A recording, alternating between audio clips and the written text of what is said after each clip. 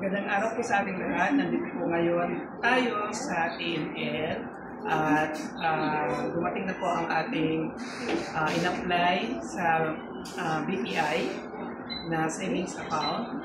For almost 2 months po tayo naghintay. So, this is it.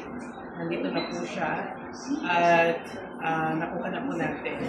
Maraming salamat po, Ma'am Joanne. Siya po ang nagbigay po sa atin na ito. Dito nilang po yan kukunin sa second floor ng TNL. At pwede na rin po kayo start na maghulog po dito. At yung pin po nito ay sa Pilipinas po na po gagawin ang pin niya. Pero ang paghulog po ay pwede na po ninyong hulugan po dito.